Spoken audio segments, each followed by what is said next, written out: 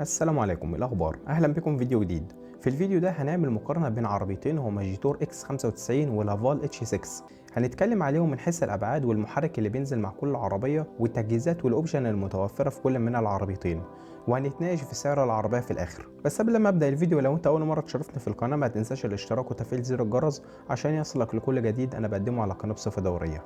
انا عبد الرحمن علي، وبدون ما اطول عليكم يلا بينا نبدا الفيديو.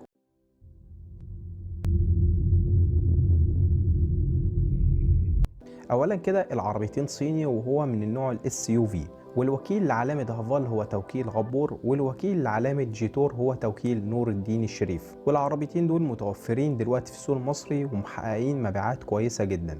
اولا كده عايزين نقارن ما بين العربيتين من حيث الابعاد. نيجي لهافال اتش 6. الطول بتاعها 4 متر 65، والعرض متر 88، والارتفاع متر 73، وقاعدة العجلات 2 متر 73. الطول بتاع الجيتور اكس 95 4 متر 85، والعرض متر 92، والارتفاع متر 78، وقاعدة العجلات 2 متر 85. والخلوص بتاع العربية 21 سنتي، والوزن بتاع العربية 1640. وهنلاحظ من الارقام دي ان الجيتور اكس 95 اكبر من هافال اتش 6. ثانيا عايزين نقارن ما بين العربيتين من حيث الموتور. اولا في الهافال اتش 6 الموتور بينزل ب 4 سلندر 1500 سي سي تيربو. الموتور ده بيطلع قوة 148 حصان وعزم أقصى للدوران 230 نيوتن. والمنظومة دي تعتمد على فتيس من النوع دي سي تي دبل كلاتش ترانسميشن، وهو من النوع ويت 7 سرعات، والفتيس ده مفيهوش أي مشاكل أو أعطال مستقبلية. وتعتمد المنظومة دي على الدفع الأمامي للعجلات. انما في جيتور اكس 95 الموتور اللي بينزل فيها 4 سلندر 1600 سي سي تيربو. الموتور ده بيطلع قوة 197 حصان وعزم اقصى للدوران 290 نيوتن. والمنظومه دي متصله بفتيس من النوع دي سي تي دبل كلاتش ترانسميشن، وهو من النوع ويت مش دراي، ودي نقطه قوه في العربيه. والمنظومه دي متصله على الدفع الامامي للعجلات. اداء موتور جيتور اكس 95 اقوى من الهافال اتش 6، وطبعا ده عشان وزن الجيتور اكس 95. طب نظام التعليق ايه نظامه؟ اولا في جيتور اكس 95 نظام التعليق الامامي وهو من النوع الماكفيرسون، ونظام التعليق الخلفي وهو من النوع المالتي لينك. انما في الهافال الاتش 6 نظام التعليق الامامي وهو من النوع الماكفيرسون، ونظام التعليق الخلفي وهو من النوع تورشن بيم وهو نظام متصل.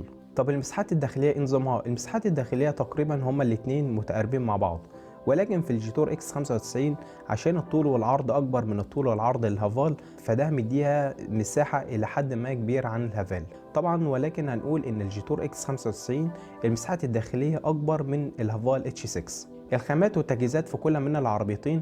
الخامات في الهافال من نوع الجلد النابه، لكن في الجيتور الاكس 95 العربيه جلد بالكامل وهو من نوع الجلد الفاخر. غالبا التجهيزات والاوبشن في العربيتين واحد، مفيش اي اختلاف بينهم. الاختلاف بس بينزل على الفئات فقط. اولا العربيتين بينزلوا باتنين وسائد هوائيه، ولكن في جيتور اكس 95 الفئه الثانيه بينزل بوسائد جانبيه. المقاعد في جيتور اكس 95 7 مقاعد، انما في الهافال اتش 6 5 مقاعد.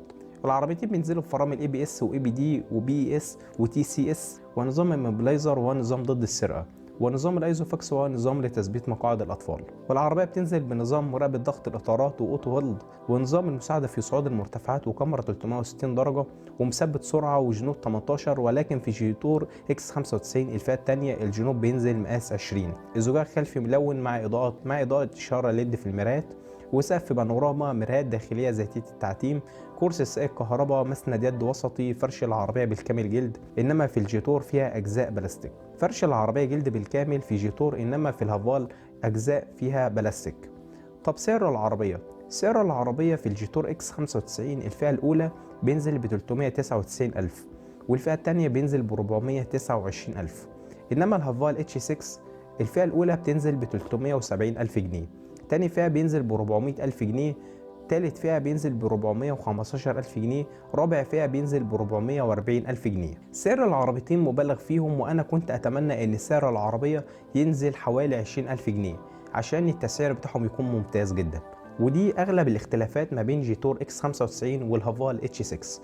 وبس كده الفيديو بتاعنا بيكون خلص. أكيد بقى إنك عملت الاشتراك في القناة وفعلت زر الجرس، ولو ما عملتش اشتراك برضو كفايه انك شرفتنا على القناه. شكرا، كان معكم عبد الرحمن علي. لو ليك اي سؤال ممكن تقدر تكتبه لي في التعليقات وانا هرد عليك. شكرا.